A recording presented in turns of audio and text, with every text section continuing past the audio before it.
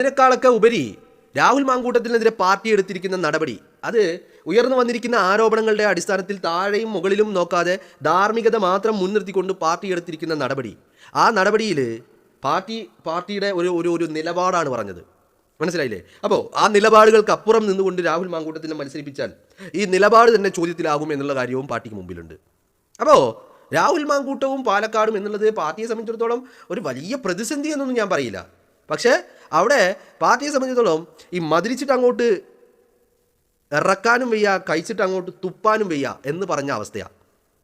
മനസ്സിലായില്ലേ? രാഹുൽ എന്ന് പറയുന്ന വ്യക്തിയെ അങ്ങനെ മാറ്റി നിർത്താൻ പറ്റില്ല പാർട്ടിക്ക്. ഒന്ന്, രാഹുലിനെ ഈ ഉയർന്ന പരാതികൾ വന്ന രീതിക്ക് അല്ലെങ്കിൽ ആരോപണങ്ങൾ ഉയർന്നു വന്ന സാഹചര്യത്തിൽ രാഹുലിനെ അങ്ങനെ ചേർത്ത് നിർത്താനും പറ്റുന്നില്ല പാർട്ടിക്ക്.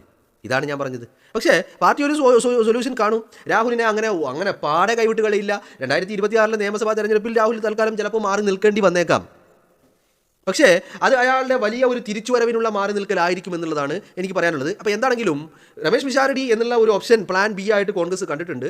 അത് ഈ പറയുന്ന പാലക്കാട് സംബന്ധിച്ചിടത്തോളം രാഹുലോ രമേശോ എന്ന് ചോദിച്ചാൽ ഇപ്പോഴത്തെ സിറ്റുവേഷനിൽ ഞാൻ ഈ പറയുന്ന നിമിഷത്തിൽ, കാരണം ഞാൻ നേരത്തെ നിങ്ങളോട് ഇങ്ങനെ ഒരു വാർത്തയെക്കുറിച്ച് വലിയ വിമർശനം ഞാൻ ഉന്നയിച്ച വ്യക്തിയാണ്. പക്ഷേ ഇപ്പോൾ ചില കാര്യങ്ങൾ നേരിട്ട് എനിക്കറിയാൻ കഴിഞ്ഞിട്ടുണ്ട്. അതിൻ്റെ അടിസ്ഥാനത്തിലാണ് ഞാൻ പറയുന്നത്. ഇപ്പോൾ 50-50 നിൽക്കുന്നത്. മേ ബി നാളെ കഴിയുമ്പോൾ രാഹുൽ മാങ്കൂട്ടം പൂർണ്ണമായിട്ടും അകത്തായേക്കാം, പുറത്തായേക്കാം.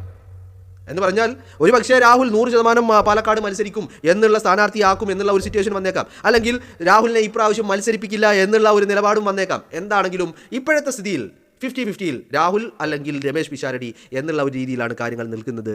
വരും മണിക്കൂറുകളിൽ കൂടുതൽ ഇതുമായി ബന്ധപ്പെട്ട പ്രഖ്യാപനങ്ങൾക്ക് നമ്മൾക്ക് വഴിയുണ്ടാകും എന്ന് തന്നെയാണ് പ്രതീക്ഷിക്കുന്നത്.